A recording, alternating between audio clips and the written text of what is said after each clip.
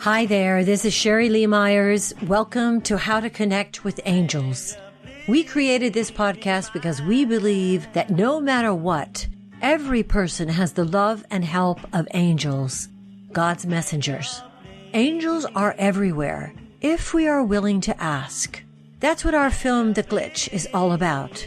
Visit us at theglitchmovie.com and sign up for our newsletter about our future filming here in New Orleans. But now, right now, let's talk to someone who is devoted to helping us make that divine connection. Father Joy Nellissery grew up in Kerala, India, knowing from early childhood that he wanted to become a priest. He was ordained in 1988 in his hometown, and there, as a priest, offered his assistance at 2 substance abuse treatment centers while earning his master's degree in social work from Loyola College, University of Madras, India.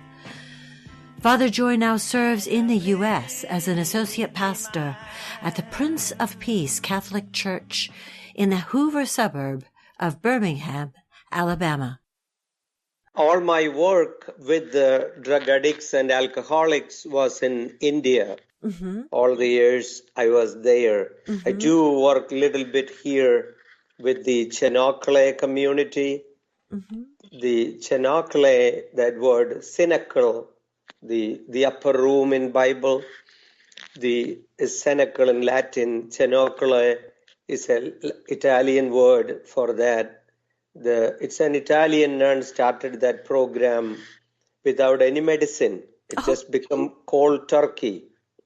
And then the group dynamics and help them to understand, kind of soul searching for them and find out, God in their life and allow God to restructure their life and bring some discipline into life. Discipline. Yes. To help them bring discipline. Mm-hmm. What is that black hole? What is that hunger that they are feeding with the addiction? The general understanding is that addiction comes into a person's life because he or she fails to recognize the present moment and go for the past experience of satisfaction or protection or pleasure. So help the person to live in the moment. So to know that he or she has a purpose in life, a role to accomplish to make this world better, that they are not accidental. They have a role to fulfill. There is meaning for them. And there is purpose in their life. Mm-hmm. So we bring that spiritual energy into their life. In one way, many people experience spiritual energy is angel. Yes. Because angels were present from the very beginning of Hebrew thought, Hebrew beliefs and Jewish faith. And because of that, the 3 mainstream religions, Judaism and Islam, the Muslim religion, and Christianity has so much faith woven into the experience and presence of angels. Yes. In the Holy Scripture for Christians, in every pertinent moment, there is the presence of angels. Yes. And so what we did in India, we tried to help the person understand that he or she is never alone. There is support. There is a network of connections that God never or her alone to the troubles or the failures. That their angels are with them.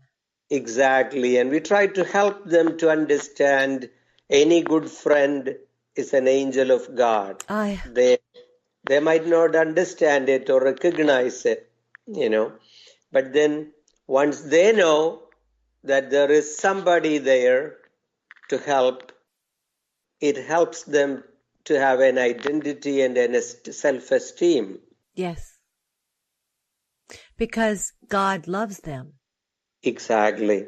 So, we tell them that angels are messengers of God, and we kind of help them to understand the Gospel of Matthew, chapter 18, verse 10, and it helps those men and women to know that Jesus tells that, see that you do not despise one of these little ones, for I tell you, their angels in heaven always look upon the face of my Father who is in heaven. For a person with addiction, for a person who feels there is no hope, that Bible verse means a lot. That no matter who looks down upon them, angels of God are there for them. And it's real for many people. Once it's the starting point for their self-esteem and self-approval. But there's also the experience. Exactly. And now let's talk about how do you bring that spirit into the presence so that they can feel that? Mm-hmm. I tell them my own, upbringing, growing up as a child, and grandma telling me and convincing me there is an angel of God on my right shoulder. No matter what I do, there is an angel of God. And she helping me to feel the presence of the angel of God, a guardian angel, and to know that this is something you learn to feel, that there is somebody who wait for your permission to intervene in your life, to guide you, to direct you, and somebody who is love, because God is love and angel is the presence of God. Yes. It's a messenger of God. Yes. So that it's for me, that's an experience that I know that there is. And then growing up, I happen to be growing up in a very Orthodox Catholic family, very Jewish rooted. And because of that, Judaism believed everything in this world as an angel, guardian angel. Even for a little weed on the blade, little blade of the lawn in the front yard, each of those blades have a guardian angel. That's the Jewish faith. And so there is a guardian angel for every person, for everything. And that means everything is directly connected to God, the supreme power. Yes. Yes. Yeah, so I grew up with that conviction. And so much so I share my experiences with the guardian angel, how the guardian angel have protected me in decision making, in spur of the moment. Can you give me an example? Oh yeah, How were you in a moment where you were unexpectedly saved? See, I will say 4 months ago, I was living at downtown here in Birmingham, and one evening a friend of mine called me and said, we are going to a particular restaurant for dinner. And I said, I already ate. They said, no, just come and join. We'll have little chit chat. So I'm close by. It's only 3 blocks, and I'm walking. It's close to 9:30 in the evening. And so I'm walking and then passing one block and cutting through the next one. I'm coming to a little alley and I'm feeling, no, Joy, you need to turn back. You don't need to go. And from my life experience, I know that is my guardian angel telling me. Yeah. And I turned around and it didn't happen. 3-4 seconds, there was an accident right in that alley. If I were continuously walking, most probably that car would have hit me. there were many little occasions that I think, this is my naive feeling. I think if we train our young men and women to listen, to tune themselves to the guardian angel, people's life would be much more serene and peaceful. Oh, But somehow our culture loses those traditional understanding of life and the interconnections, that intersections of our life with the generations and the spiritual power. Because, for somehow we misunderstood science in contradiction or in opposition to faith and belief. And they are mutually complementing. They are. Once we understand that complementarity of science and traditions and customs, life is much more meaningful and, empowering. Yes. And wonderful. And we see this in the hospital beds, that people, struggling sometimes without knowing what they are facing or dealing with. So for me, the presence of angel is a real thing. And it supports my faith. My faith supports my experience. So it's mutually building. You are a priest at it is called at the Prince of Peace. Yes, that's the name of the parish, You're back from India after saying goodbye to your parents, and you're back here, and you're doing great things in Birmingham, and how large is your congregation? Oh, it's a huge parish. It's the biggest parish in the Catholic Diocese of Birmingham. It's in Hoover. Hoover is one of those plum areas of the city. Good. And so we have a school K through 8, and it's a very, I should say, a well-to-do area. Is it integrated? It is. It is. Good. That's interesting. I'm glad to hear that. Yeah, it is. But, at the same time, it's Alabama. So there are layers of things. Sure. So on the periphery, on the appearance, it is integrated. We have few Latino kids, few African American kids, few Asian kids, but almost 95% of the school is white. But it's open to integration. It's open. It's welcoming to everyone. The motto of the parish is "All are welcome." That's our parish theme song that we sing almost every Sunday. That's beautiful. All are welcome. All are, and back to the angels. All are loved. Exactly. And now, tell me what are your specific tasks at the church? Oh, here, I'm in charge of the daily worship services, and then the visiting the sick. We have a elderly priest in charge of visiting the sick and homebound, but whenever it is a little farther away or calls at night, I'll take care of them, because it would be easier for me to drive at night than for him. Yes.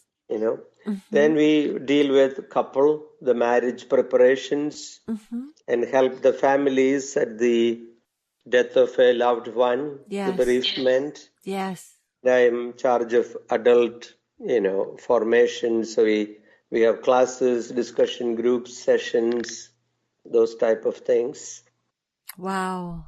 It's a big parish and so much going on. We have a big Spanish ministry. There is a priest for Spanish family services. Really? At the same church? At the same. We are 4 priests in the same church. Because it's Awesome. big and it serves community well. Wonderful. What are the challenges of life that spirit can help? Mm-hmm. You know, the last week, World Health Organization released our life expectancy chart of the world. Yes. And we fell back again. Our life expectancy in the country is 78 and Canada is 82. And Really? many third world countries are way ahead of us. United States, supposed to be the most developed country in the world and better health system. And the report identified 3 reasons why we are falling behind. Mm-hmm. It said it's liver cirrhosis, drug overdose, and suicide.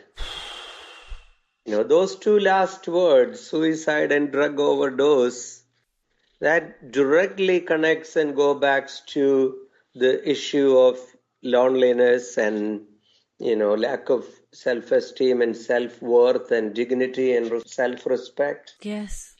And the underlying reason for the failure, the report continued to explain and said it is the growing social isolation. So when I read that report, I thought, wow, man, somebody has to teach these men and women that the worth, their dignity is way more than, because God is a messenger, a presence in their life through their guardian angel. Yes. And they are a speck of God themselves. Exactly. For that reason they are, and so the, And it's lighting the fire again, isn't it? Exactly. Lighting that fire in that, then, and keep fanning it. And when people are isolated, and so many people are isolated, and drawing them out and putting them together, isn't it? I mean, that's what the church does. Put people in proximity to each other, in the same room. A community. But then, we need at the innermost core, we need a reason to respect each other. And then once we fail to have that, everything sort of fall apart. That's true too. And that's what is happening too. I mean, I've been telling a group of young men that they don't have to believe in God, but they could still believe in an angel. And they said, how? I said, look, an angel is not God. He is only a messenger of God. You could communicate, you could feel the presence of a messenger even when you don't have to believe the source of it.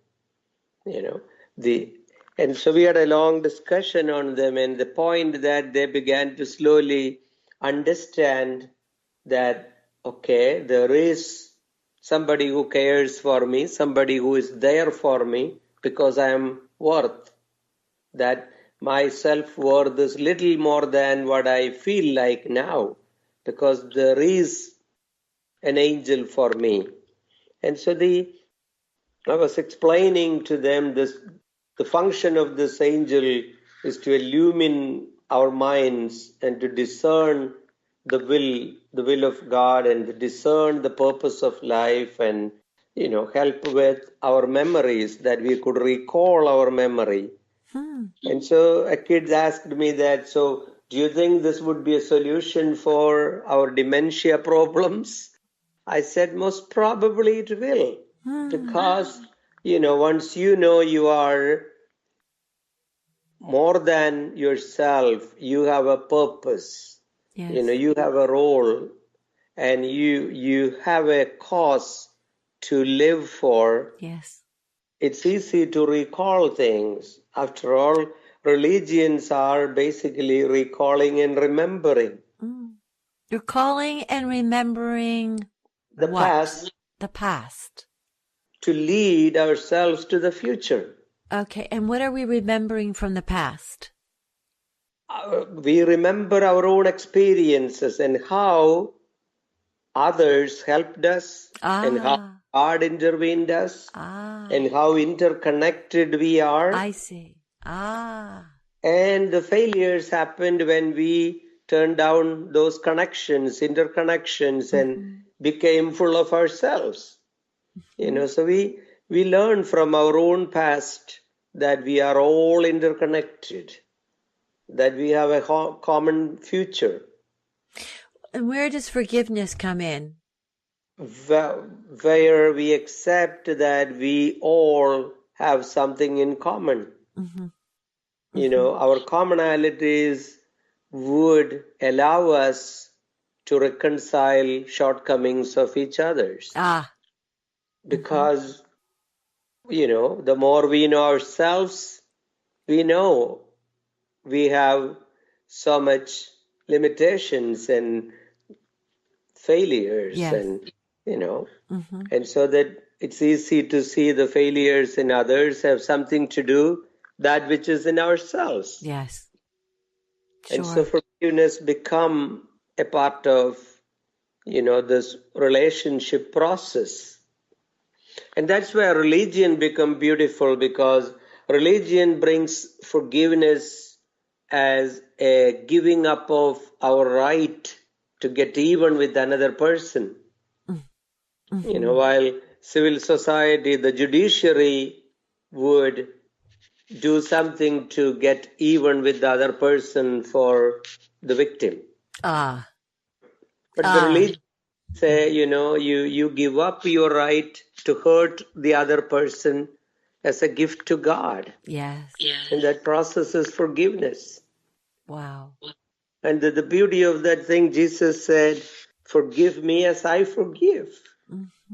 So to put an angel in between this process would be wonderful. That's why when Jesus said, do not despise one of these little ones, because their angels in heaven are always looking upon the face of my Father.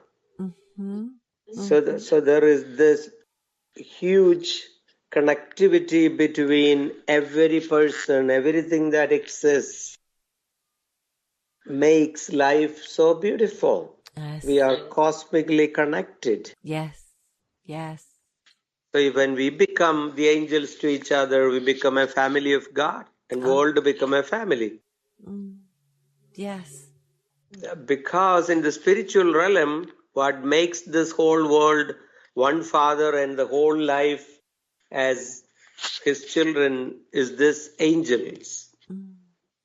So if we remove angels from Jewish spirituality, Christian spirituality, and the Islamic spirituality, the connection between God and the universe becomes so weak. Because it's you could feel the presence of the angels in life once we become tuned to that world of, that divine milieu, as Teilhard de Chardin say. And that is through prayer, isn't it? It is. It is. Yes. Father Joy, how much do you pray in the morning or in the evening? Do you have your own personal prayer time? And forgive me, No problem. My people ask me that, because when we talk about prayer life and spiritual guidance and all, they ask me, Father, how do you pray when you pray? Hey, thank you. I sometimes you're the first priest I've ever interviewed. Okay. Yeah. What I do, everybody is different, and their times are different. I wake up 4:45 in the morning every day. Yes. And then I pray a rosary, which is a prayer to the intercession of Blessed Mother. the mother of Jesus. Yes. So I pray a rosary and pray, for the intervention of my guardian angel and my patron saint, the saint whose name I have. And then, it takes just 20 minutes. Then I get up and I have a little prayer room in my house, where I have a kneeler and few candles and crucifix and little tabernacle, the holy books and, little pious articles as per the Catholic faith and devotion. So I kneel down there and pray. Then I go and do my washings and cleanings. Then I get back to my stationary bike. I sit there and pray for 30 minutes while I'm, cycling. That's so cool. It doesn't need any attention. All I need is that push hard and pull hard. It's a twin bike with a handle that you could pull and push. Oh, that's so great. And you're praying. That is so dynamic. Yeah, so, so that's 30 minutes, 10 miles. Wow. And I pray there. So it's just easy to go through so many names that I lift to God in the morning. And I will have shower and then come to my breakfast table, make a cup of coffee and open the Bible, light a candle, and then call my angel and call my deceased parents and family members. And I pray with them, So then ready to get up and go to church. 7:55 by 8 o'clock, my car would leave the garage and go to church. It's only 2-mile driving. So I'm there. So I'll go there and rest and go to the chapel, sit and pray. The mass is at 8:30. So it's 30 minutes. Then I'll greet people, go to the office, then go swear. So I pray with everybody who comes to the office, no matter what it is. Even if it is only one line prayer or, depending on their life and what's going on. We share a prayer. Then, depending on how busy the day, if I could spare a few minutes to walk through the corridors of the church and the hall, and we have a school, if I could go all the way there. So there is little walking and praying, little, repeating prayers, and then the day goes so fast. Yes. And I pray whenever I could. Then in the evening, my prayer time begins again by 10 o'clock. I turn the lights off and phones off by 10 o'clock. Now I don't switch off the phone because if somebody calls at night, our answering system in the parish would ring first to a priest, then it rings me. And if I don't answer, it goes back to him. And if he doesn't take it, comes back to me. That's a good system. Yeah. Some would answer it, Keep the phone on. So normally I don't pick up the phone unless I see the answering machine calls. So my prayer time is an hour at the night, 10 to 11. And then by 11:20, before 11:25, I would turn the lights off in bedroom and sleep. That's a normal system. It's a whole life of prayer. So I try to make at least 2.5 hours of prayer, then here and there, whatever I could. It's I tell myself and others that I believe in equal opportunity for soul and body. And that means? Yeah, that means we take so much care for our body every day, eating food and, dressing up. Hopefully we do. So I try to do that the same to my soul. Yes. Because the body would end up in a crematorium or in a little cemetery in a 6-feet box. Mm-hmm. But the soul. Go ahead. The soul was there even before the body came into it, and the soul will be there even after the body is kind of gone out of it. Mm-hmm. So, what matters is the soul. Mm-hmm. Mm-hmm. And so the only way and easy way to take care of the soul and be conscious of it is to have a devotion and a connection to the guardian angel. Yes. Yes. So it's important to have that relationship. So my take is, to have a relationship with God, a personal relationship with God, you have to have a personal relationship with the angel. Mm-hmm. Because the angel is the messenger of God. Mm-hmm. If a country in a way ignores its ambassador, yes, and try to make another relationship directly to the other country, it's in a way self-denying, So if angels are ambassadors of God, relationship with God kind of prerequisites the relationship with the angel. Mm-hmm. And I think the important part is also, as you've been saying, to invite your guardian angel into your life, to invite the angels in the way is a way of allowing God's love. It's inviting and allowing them to be, guiding you and directing you. Because of our free will, God needs permission to work with us, and so God's messenger needs permission. They are not forcing themselves upon us. That's why so many people don't even realize them. They don't, do they? They don't force because they respect our free will. So if we allow them, if give permission to them to intervene in our life, they would be much more visible. People who are tuned to the milieu, the realm of angels, are people who have given permission to them. Yes.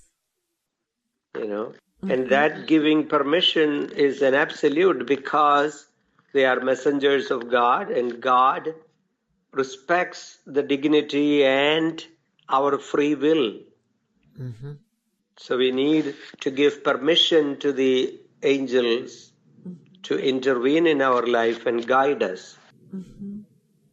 Otherwise, they are there, but they can do much. They try to get our attention, but if we don't accept or, recognize their presence, that doesn't feel. It's like a TV station that is not tuned. Yeah, that's brilliant. The people are not tuned to that realm, so they don't get that signal. It doesn't mean that signal is not there. The signal is there. Yes. The receptor is not tuned. Yes. Yes. And I cannot thank you enough for this wonderful, wonderful discussion. If you benefited from this show, please, for heaven's sake, share it. If you want to hear more, go to theglitchmovie.com/podcast guests. And don't forget to subscribe. Thank you for listening.